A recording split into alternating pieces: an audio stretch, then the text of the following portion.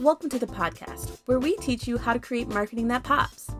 Get ready for refreshing conversations with industry experts, trendsetters, and creative minds that'll leave you bubbling with inspiration. Get ready to turn up the volume on your business. Let's get popping.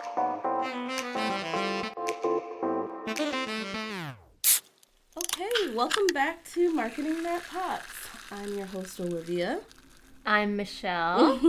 And today we are here with Carly, our social media expert here at Thrive Pop. So we thought it would be fun to have her come in, and we're going to talk about all things social media.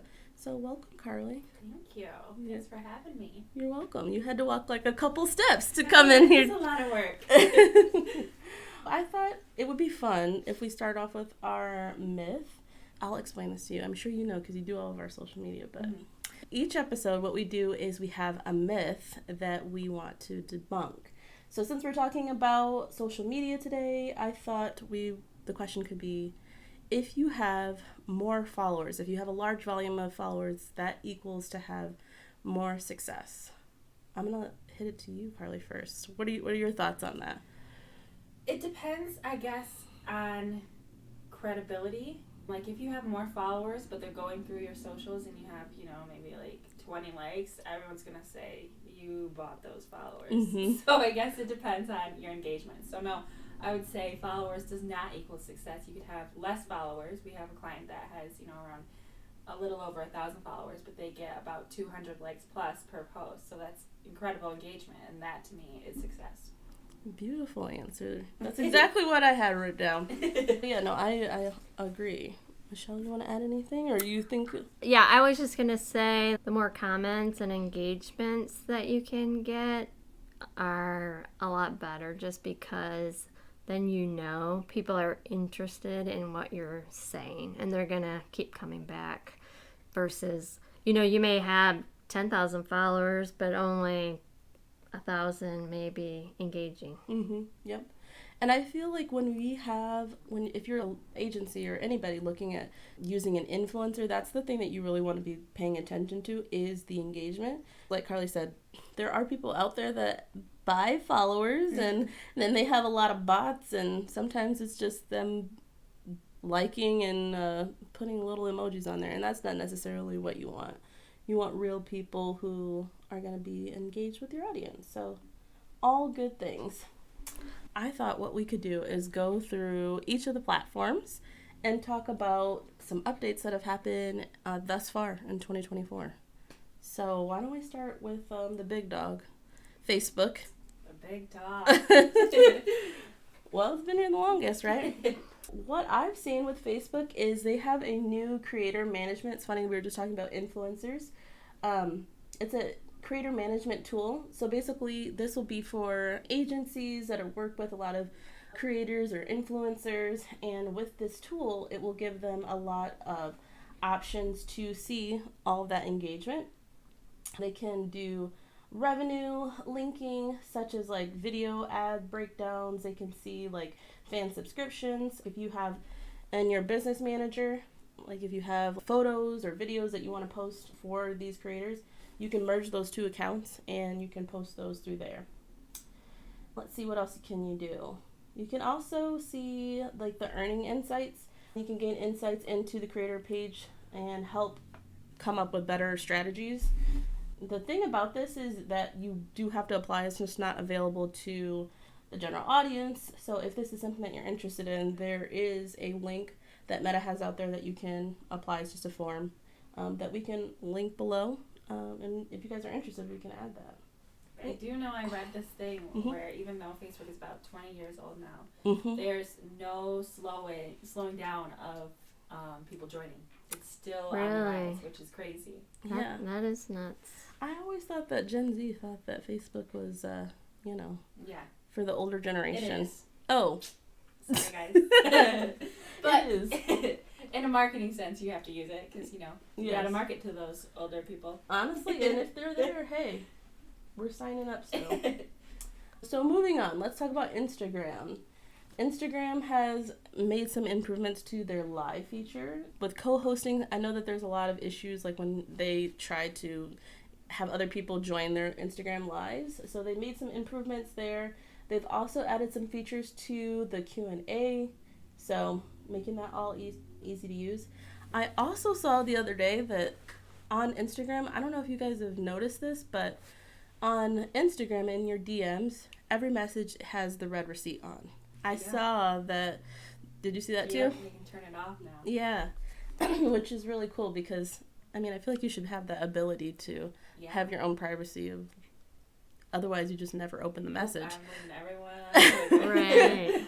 Yeah, you want to leave people on red. Or maybe you do. Oh, you said about the hashtag limit. Oh, yep. So Instagram is testing out a 5 hashtag limit.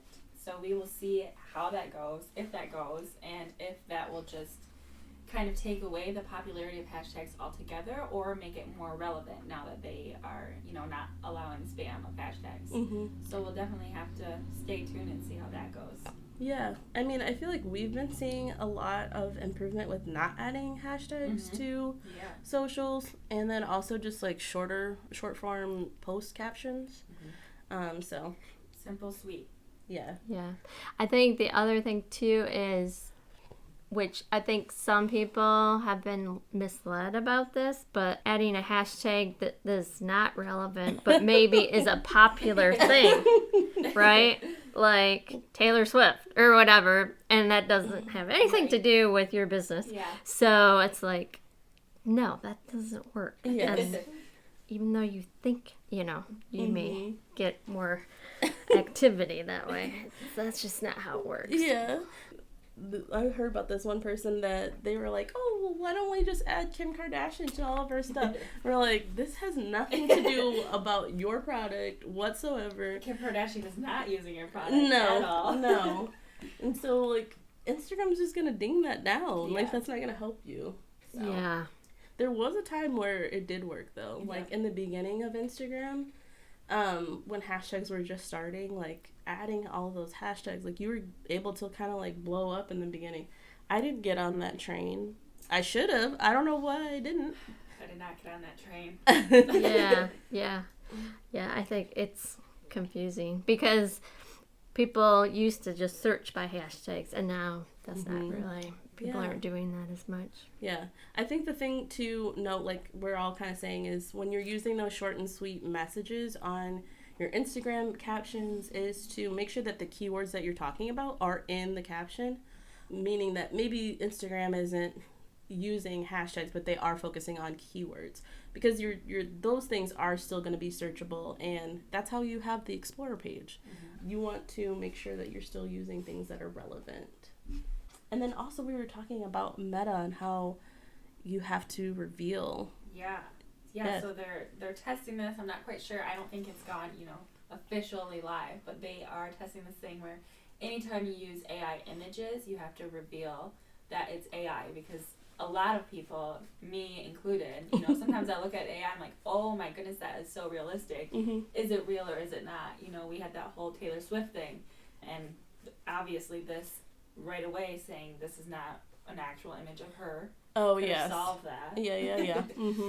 So yeah, that'll be interesting to see how that goes and if people even follow it or. Yeah.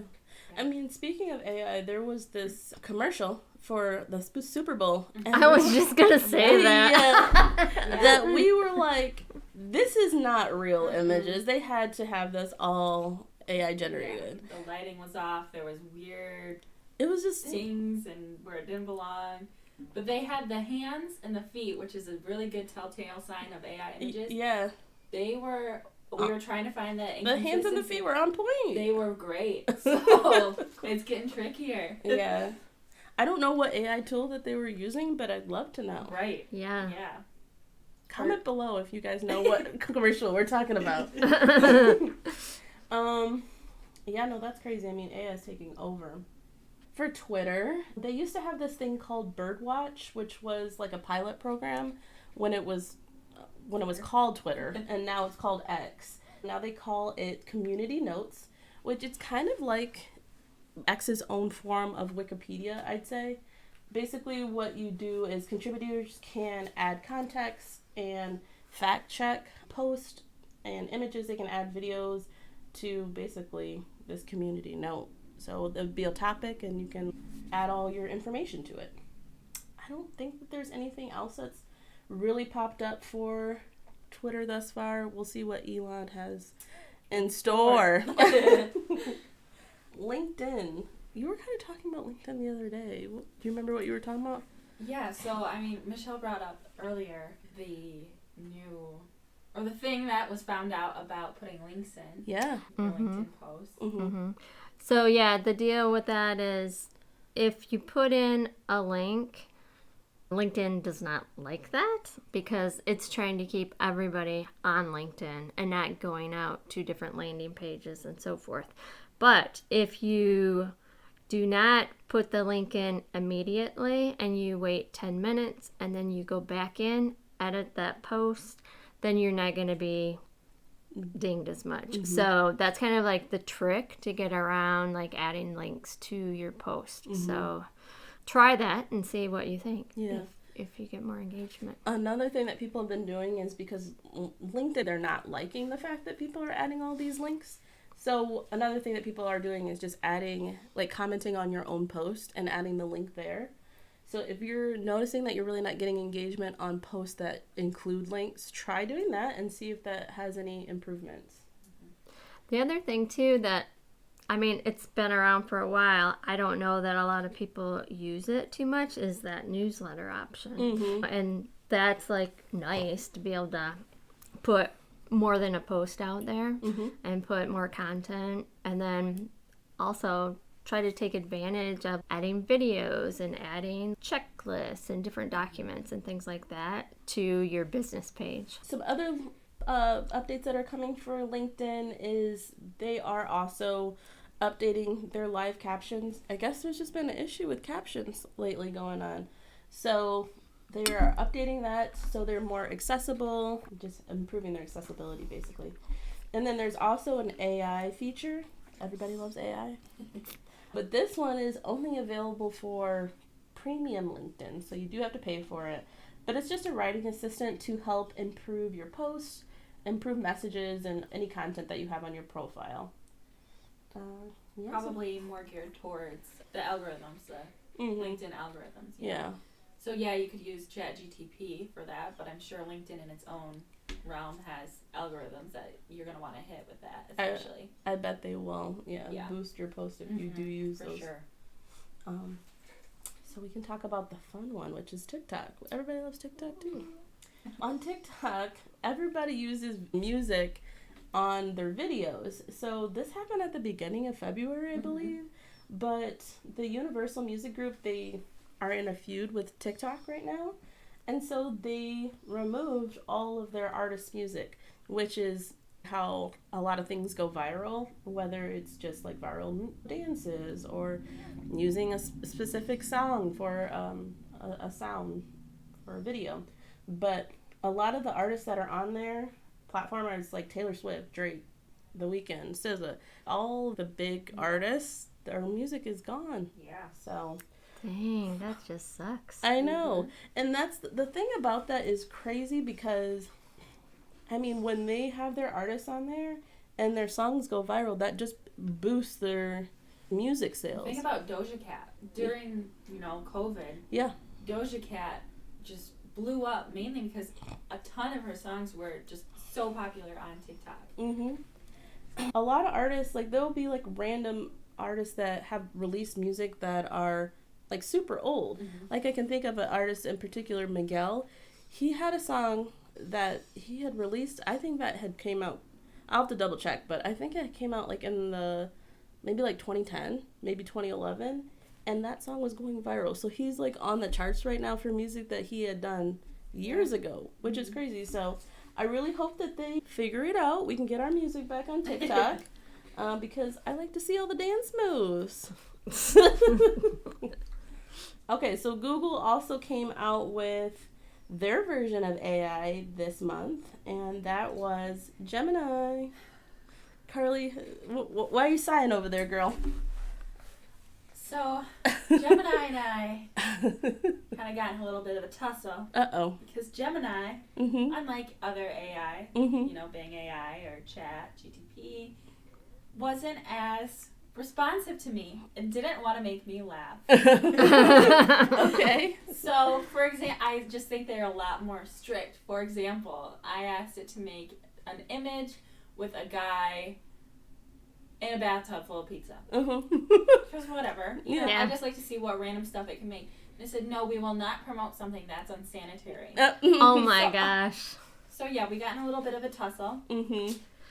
That was just one of the many things that Gemini would not provide for me. So, Well, maybe improvements will come. hopefully, but if you're Google and you're gonna launch a huge thing, Yeah. you know, you got the resources to.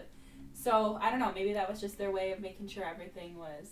I do feel like I kind of was doing some testing of if I ask Gemini a question and if I ask ChatGPT what are the differences that I get, just because I wanted to see for myself. Uh-huh. And I do feel like Gemini is a little bit more, make sure you do this, and it tries to add like reminders and if you need to cite this. Like, I think those are good tools to have in place, obviously, especially with AI.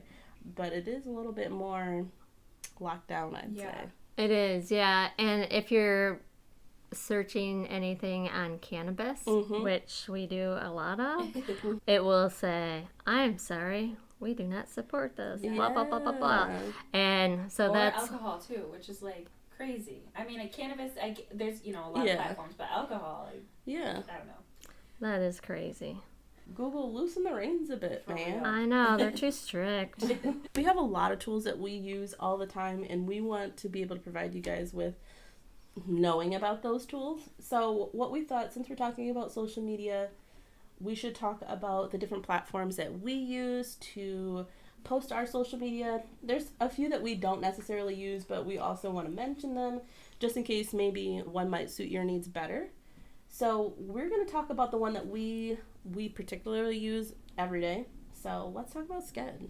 Love them. Yeah. Love We Sked. love Sked. Shout out to Sked. They also, I don't know, I can't speak on the other posting platforms, but if you have a question, you can just chat it right in there and they'll respond within like 10 minutes. They're crazy at getting back. It's awesome. Yeah, we love that. What are the features that we have in Sked? You can post to your stories. Mm-hmm. You can set this thing up where it says send a notification to your phone. So before it posts, it gets sent to your phone. So you can add, if you have a reel, you can add updated music or trending music. Mm-hmm. And if you posted a story, you could go on the story and add stickers and stuff. They also allow, you can post to X, Threads. Mm-hmm. They've got like every platform on there, which is really nice. Yeah. One of the reasons that really led us to Sked was because of the approval process that they have in place. As we work with our clients, we want to make sure that they get to see everything, that they get to approve everything, and so nothing comes back on us. Yes. But they... Well, it still does. Yeah. But... Our fingers crossed. Yeah. But that is the reason why we like Sked, because they do have this whole platform that's kind of separate from the whole scheduling thing, where basically you're able to send your client a link and they can just go through all of the content. They can approve and reject a post. And what's nice about it is after they approve the post, you don't have to do anything else. It just goes live right away. We've used other programs before where maybe they might approve, but then you still have to do an extra step. So that's kind of nice that it just does it right there for you. Yeah, for sure.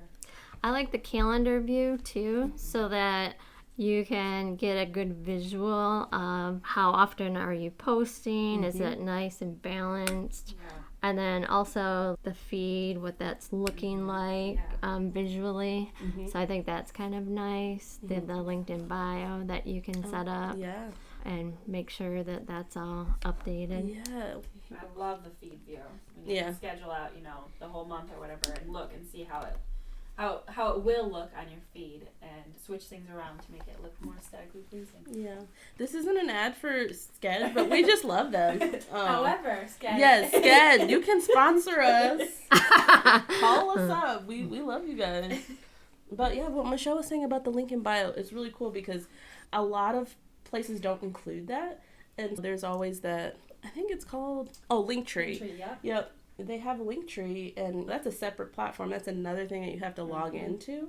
But with Sked, it's all in one. Mm-hmm. Yeah. Shout out to Scud. Man. And it's really easy to edit and update. Like maybe something's on there that's like an event and it's outdated. It's really easy to go in and just remove that or add new things. Mm-hmm. Yeah.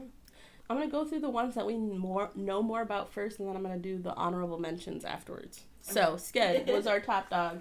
A couple others that we have used, obviously, HubSpot. HubSpot is nice because it does integrate with, if you do have it, it integrates with your CRM, and you can see all of the analytics, and you can connect your social posts to campaigns if you're running those. So, I mean, it is nice. It doesn't have quite everything that we need that we have in Scud, but it does have a lot of options for you. I mean, you can still post on all of those different platforms. I'm not quite sure if you can do, I don't think it has Reels, I don't think it has that yet. So a couple things I think are still coming, but what I like about it is just everything being all within one platform and not having to have additional platforms. But even if you are using another platform, you can still connect your social so that if you are like monitoring a marketing campaign and you want to see, hey, how many clicks did we get on this for this particular campaign, it will pull into that reporting for you. So we're all about results, so we want to make sure that we're seeing that data, because the data, we listen to the data tells us what to do. Yeah. Yes. Another one that we had tested out, but we didn't necessarily end up going with, was the Rush tool. They also have a lot of options as far as like the calendar option and seeing like a bird's eye view of what you have going on. They do have an approval link for your clients or whoever needs to approve, but I do think it just is not, they were limited on the amount of platforms that you could have on there. And I also believe that you had to have approval links for each of the different platforms, whereas like Scud and I believe HubSpot also just includes it all in one. Yeah, HubSpot does have the approval process, which is pretty new. They just released that at their last inbound. We can't not talk about this, but MetaSuite. Yeah. That's obviously always an option. If you don't want to pay for an additional program to do these things, you can always use the MetaSuite. Obviously, you're limited to just Instagram and Facebook, so if you are posting on LinkedIn and Twitter, you will have to log into those things and post organically. But they are still there for you. You can still post, your feed posts. You can do carousels, and you can post stories. Yep. Anything else that you do reels as well? I mean, it'll automatically change it to a reel. Yeah, and every video. Yeah, but you can't do YouTube, X, any of that other stuff. You got to do that. Just another step for you. Yeah. Right. It's ideal. Yeah. I think that's really why we like using these different platforms, that you can post all at once. So that you log into one platform and you can post all of your social media. You can schedule it out. You can do it all at once and then just let it go and forget about it until you see it on your feed. But I know a lot of people that complain that I just don't have time. I forget to go in and post, and so I'm not consistent. And this kind of solves that problem, because if you can just spend a few hours, knock it roll them out, and then forget about it, you're good to go. It's always good to have your content like ready to go. Obviously, things pop up. If you can plan ahead, that saves you so much. So I will list out some of our honorable mentions. We don't necessarily use these platforms, but I know that there's a lot of people that are. So there's Hootsuite, and then there's also Later, which is another platform that I feel like they are more Instagram focused. Instagram and Facebook, I'd say, but they do have the option to post on some of the other platforms as well. Sprout Social is another one too that I know that Brittany and I had looked into before Scud, so that's an option too. But some of these can get really expensive. They can. So you just have to really figure out what is the most important to you? And like for us being an agency, we have a lot of accounts and clients and all that. Sked is really meant for agencies and, you know, when we're doing like multiple clients. And so it's all on the same platform, which is really cool. Yeah. I'd say if you're starting out, then I would definitely just start with some of the tools. A lot of these platforms are coming out with their own scheduling ways. I think, you know, obviously MetaSuite has theirs. And I want to say that, like, you can schedule things on YouTube and also... And TikTok, yeah. LinkedIn and all that, but you have to go over there one by one, which can be a little bit time-consuming. But, yeah, just carve out some time and you can get it done. So, another tool that we have been using recently for video captions is Adobe Express. Yeah. As of recently, I've started, you know, kind of playing around with what places can we do automatic captions. I don't want to sit there and type it out the whole time. Yeah. With that being said, do double check because sometimes it will get it wrong. I've been using Adobe Express for automatic video captions. You can change the font to, you know, your brand font. You can change the lettering, the backdrop, all that stuff. The color of the font. So it's been really nice, and I think I guess we'll see how it goes because obviously Instagram does have the automatic captions, but with that it's listening to everything that you have, flagging as it listens. So, you know, that's kind of tricky, especially with what we do, a lot of our marketing. So yeah, we'll definitely have to see how Instagram and Meta respond to that. I have noticed, speaking specifically about cannabis, where people are posting reels, if they do mention the word cannabis, they're changing the words to maybe a leaf within the caption. Or if they say the word blunts, they change the word, maybe add an asterisk or whatever have you. And I have been seeing they've been still getting good engagement on those videos. So we're definitely testing that out to see how that works for us. I feel like we covered a lot. We did. And I think like one of my favorite things is when I listen to other podcasts is the tools because it's what? Oh, yeah, you know, and then write that down. Yeah. So we'll make sure that we have links in this so that everybody can check it out. Absolutely. So if you do go to thrivepop.com/podcast, you'll see a list of all of the podcast episodes on there. And then if you click on them below, you'll be able to see each podcast. So if there's resources that we're mentioning or like Michelle said, checklists, anything like that, we will be listing those below. So and key takeaways. Provided by yours truly. Yes, Carly is handling the key takeaways. I can't wait to see what the key takeaways are from this episode. Carly's amazing. That's the key takeaway. Yeah. If you can write that. Speaks, timestamp. Yeah. I love it. All right. Thanks for listening to us, guys, and we'll check you in our next episode. Thanks for listening with us today. Stay tuned for the latest in web marketing and design from ThrivePop. Want to be a pop star?